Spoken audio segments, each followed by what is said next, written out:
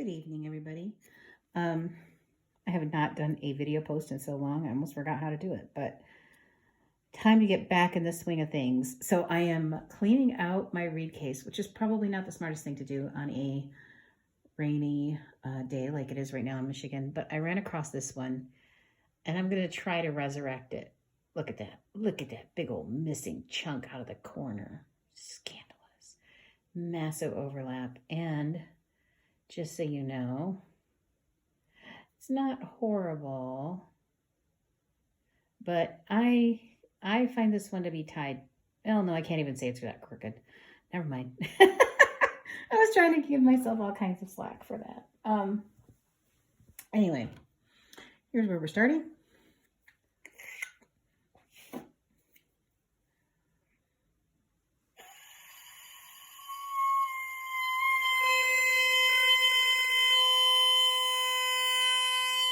Which really is not bad. It's kind of up in pitch, but that low crow is still a little resistant. So here's what I'm going to do. I'm going to do two things. I'm going to take off some of this overlap, and then I'm going to take some cane out of the back. I don't remember how old this reed is or how long it's been hanging out in my case, but it's time to kind of get back into playing. And seeing if I can find a reed that I can get my embouchure back with that doesn't feel and sound horrible. Hope this doesn't freak anybody out. Your knife has to be pretty sharp to do this. And you have to just be very slow and precise in your movements. It's a little bit better. It's a little bit better, right?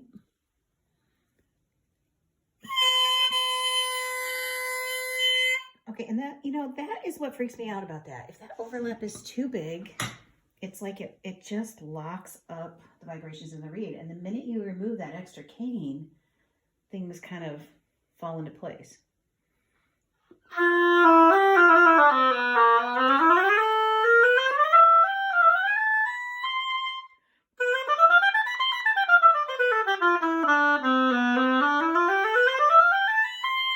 So it's gritty, right?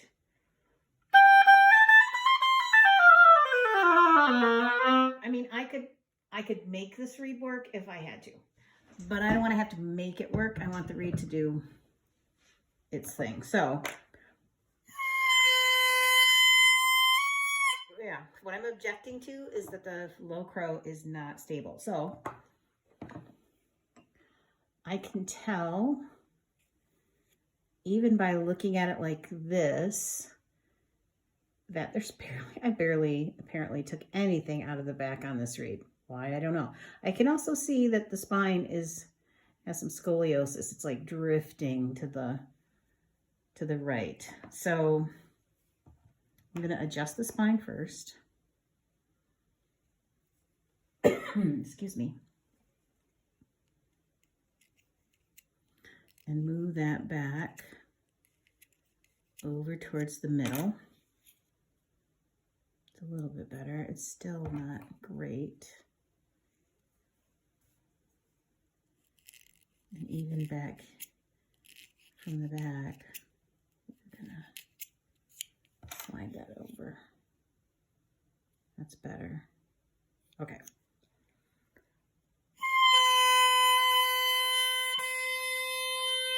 And doing that has certainly helped.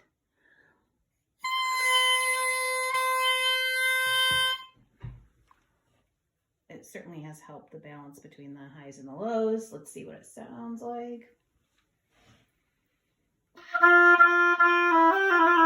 It's thuddy.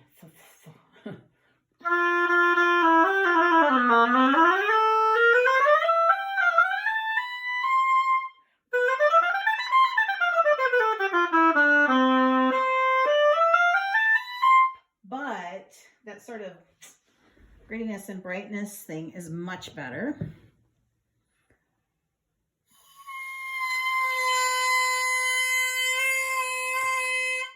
There's still some falseness in that low crow that I don't like. So, because I feel like the balance is off, I'm going to go ahead and work in the back a little bit. Now, the thing is, I don't like to work in the back until I have that heart and the tip kind of set up the way I want it to. I use the back to kind of help finalize the reed. So I'm going to just go ahead and take more out, especially down here at the bottom of the back. This reed's also really long. Who knows? I'm working with a lot of older cane, kind of cleaning out my stash, as I tend to do in the summertime. Just trying different things. Let's see.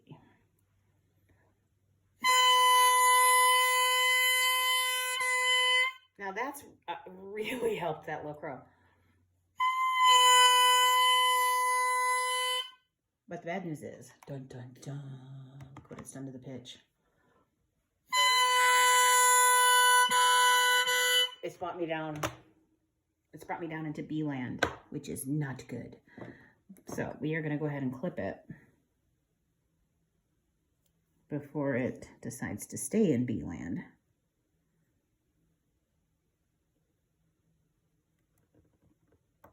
Which, I'm sorry, I can't clip on camera. It just doesn't, my camera setup is not conducive to that. Some point in time, I'll get a real camera. Almost. Another little clip.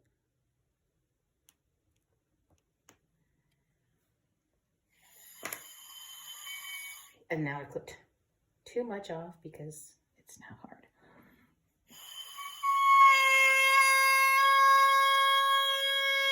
And I brought it up to a C sharp. So that clip was a little bit too extensive. So I'm gonna go back and I am gonna thin the tip and clean up my V so it's a little bit more symmetrical.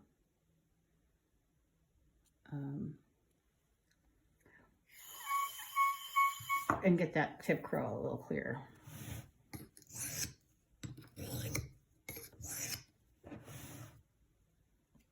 Whenever I work on the tip, I always like to sharpen my knife.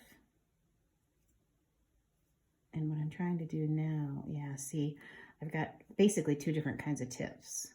This one's a little shorter, this one's a little bit longer, but it's thicker. So I'm going to try to make this side match the other a little bit more.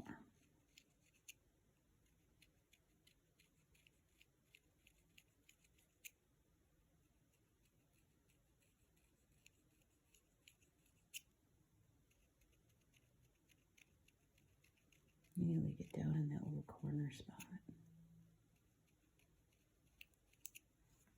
If I can.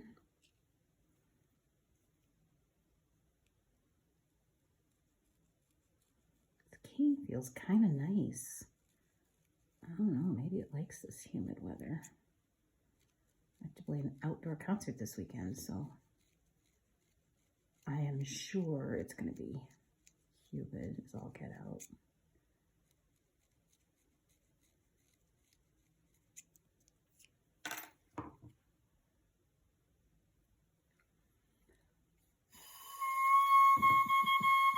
Almost. Not quite the response I want. I'm just checking it in the light. Also checking the profile because I'm starting to get two different slopes. which I don't want. So I want to try to clean that up. Look at all that cane hanging out there on this side. And look, there's that little spot where I clipped off the missing, or that corner came off, and you hardly even miss it. All the purists out there. Yes, I know corners are important, but you know what? I made many a reed without corners that worked just fine.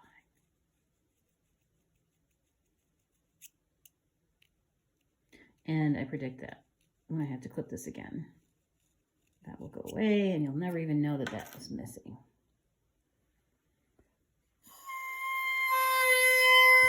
Much better, but still not for me. I need a little bit more clarity in that tip crow. So we go back to the side that is thicker. See if we can, especially this right hand side, right down at the bottom. Would that be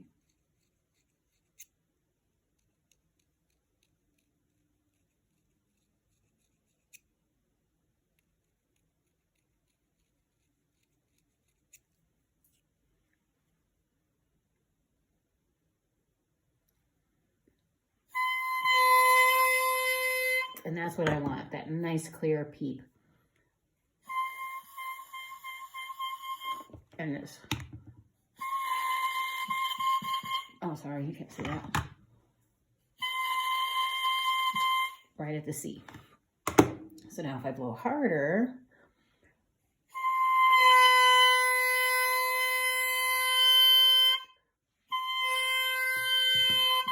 it's pulling the pitch down a teens, but not bad. And I do like it when it's a little bit on the low side.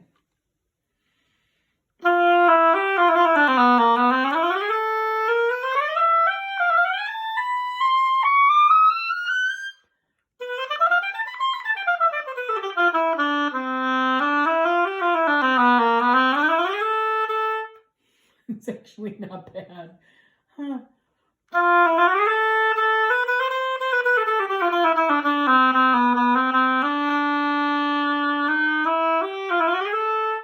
I have to play some Sibelius this weekend, so we need a good low note read.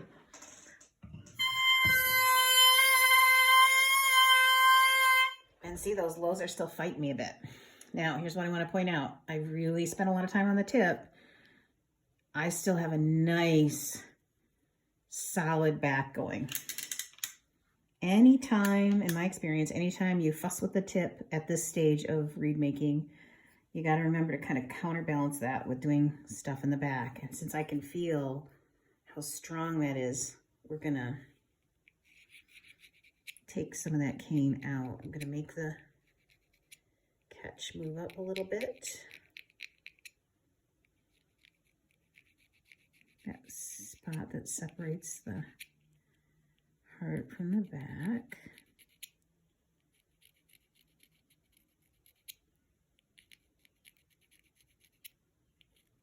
Move it up there. Come on, little guy. Almost like this cane feels a little harder than I thought it would.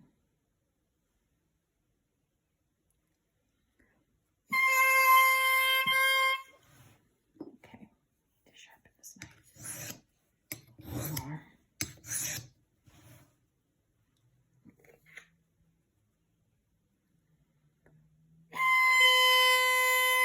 That's what a nice drink of water will give it. Oops, sorry, I'm drifting.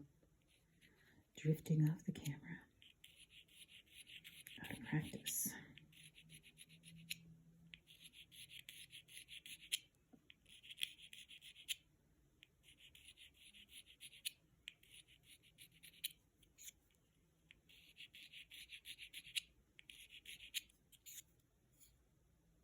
There we go. If your gouge is set up well enough, my experience, you want just to feel a little bit of spring in that back when you press on it. And so the heart really is noticeably stronger.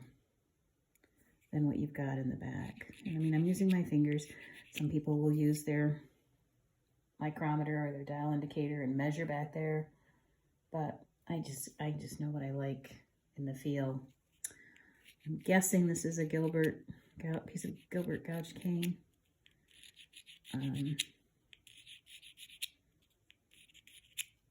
Although it very well could be my graph machine, because as I'm working this back, it's kind of falling into this shape that I would always get with the graph gouge. So I need to pay closer attention to what I'm doing with,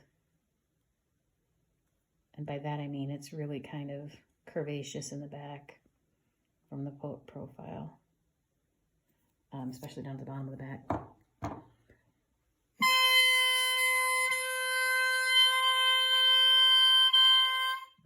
And that sounds and feels really good.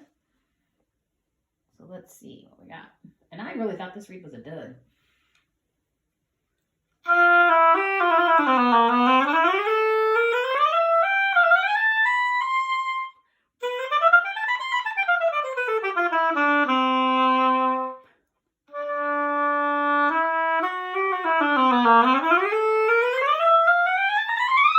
want a little bit more freedom in the bottom, but yep. And you can tell because that low crow is still not settled. And in fact, it wants to jump high. What does that mean, you might be wondering? Well, that means, I don't know. What does that mean? That means on this particular reed, which is now, I'm just curious. I am curious about how long this guy is. Oh, it's a hair above 70. So, okay. So what I'm doing now is I'm looking at the tip and I'm feeling the heart, especially the spine and the heart on both blades. Sometimes I do it without the plaque. Sometimes I do it with the plaque. I'm going to see if I get a different feel. Yeah. I'm not getting a different feel. I'm just feeling that on this one blade, there's a lot more in the heart than there needs to be in relation to the rest of the reed. So we're going to go ahead and just scandalously take some cane out. Just feels a little bit too bulky. That was a nice. Okay.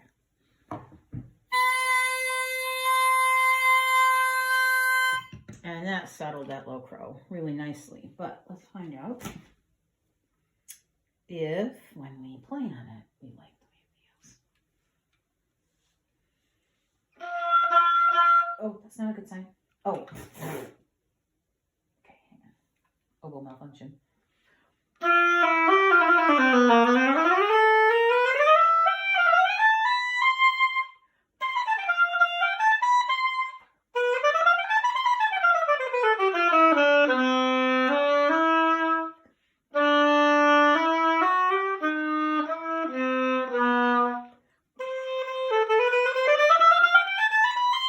Some of you are probably picking up the hiss and the spit. I'm not going to worry about that, especially today, because but I don't like that. I don't like that. I want that low crow to stay locked in, whether it locks in flat or it locks in sharp, but I don't like it wavering around.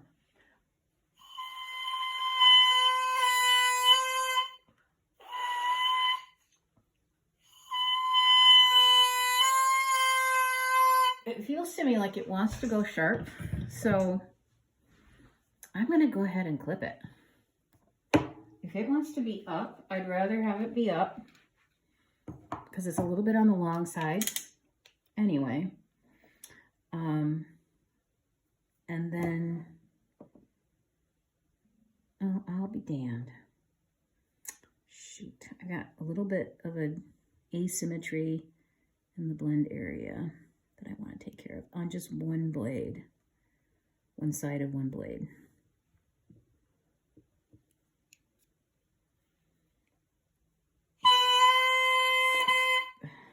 Okay, that was a stupid thing. I just used the wrong razor blade. I used a shaping blade to clip my tip. Picked up the wrong one. Duh. Okay.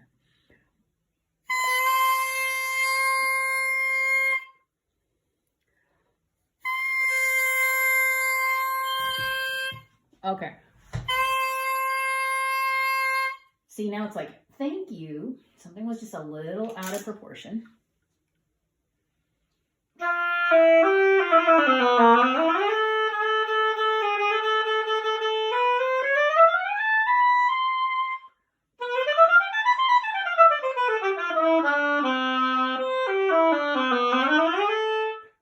Okay, now we're getting somewhere.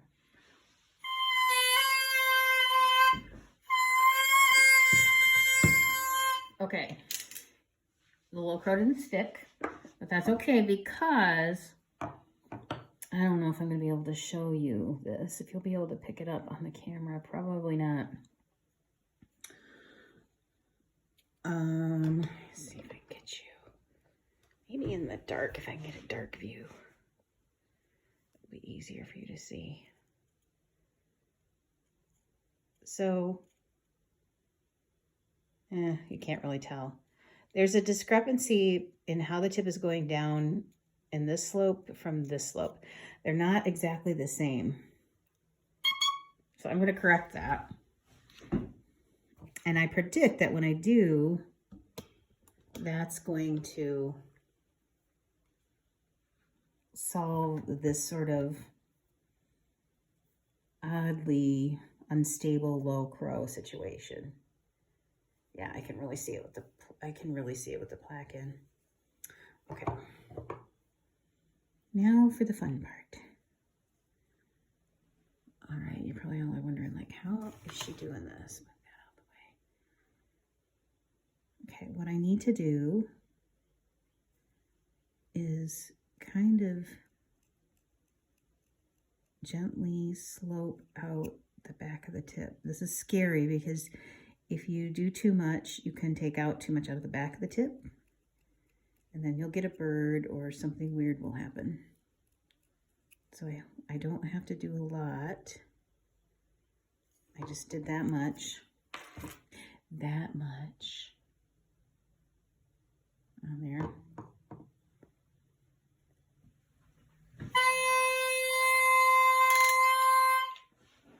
Feels a lot better, but will it stay after I play on it? That's the question.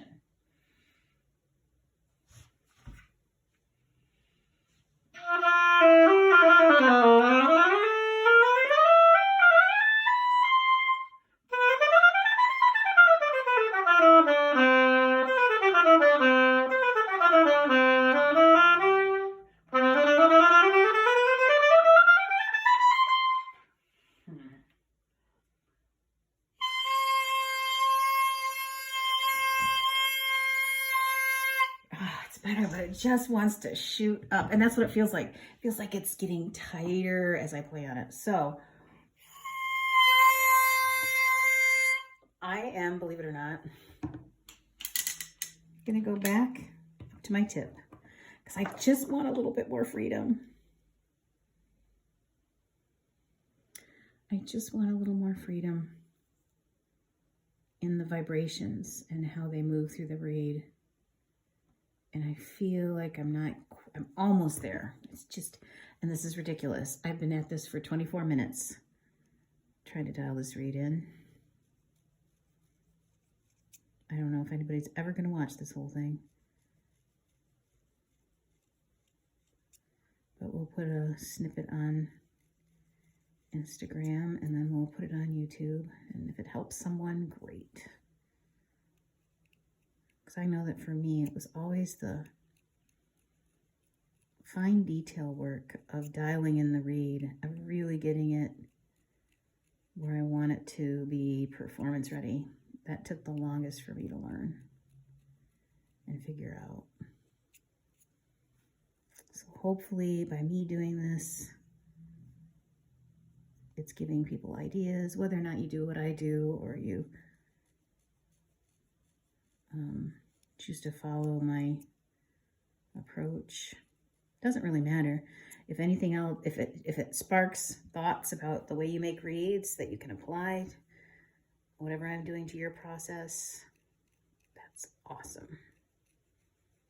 There's more than one way to make a read.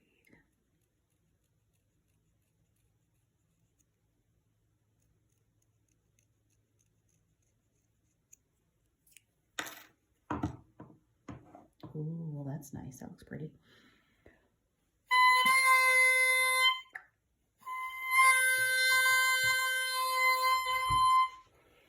And that's usually about where my crows sit, is about 10 to 15.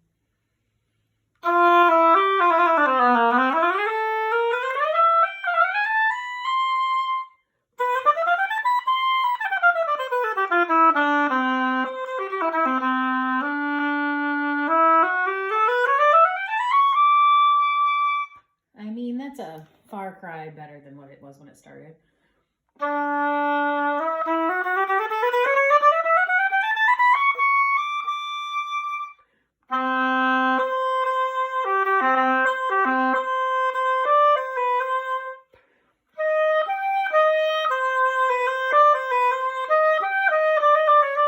I mean,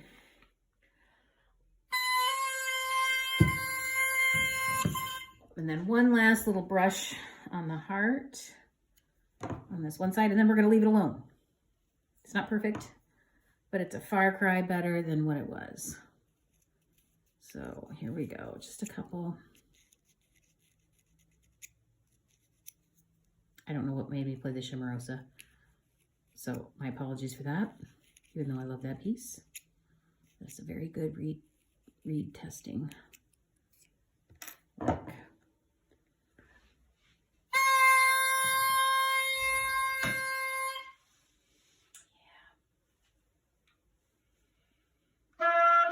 Oh, excuse me.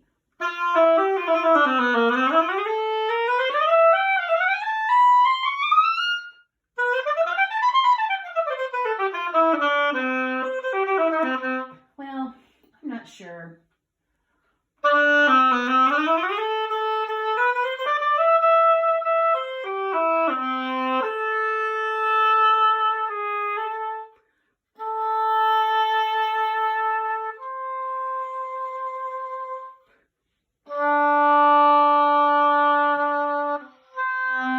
Yeah, I'm not sure this read's going to make it to prime time, but it's better than it was. And it brought up some interesting points. So there you have it. In 28 minutes and 5 seconds. And yes, it usually does take me that long to do it because I'm picky. All right. So there you go. I hope you enjoyed that and I hope it was helpful. All right. See you in the next one. Bye.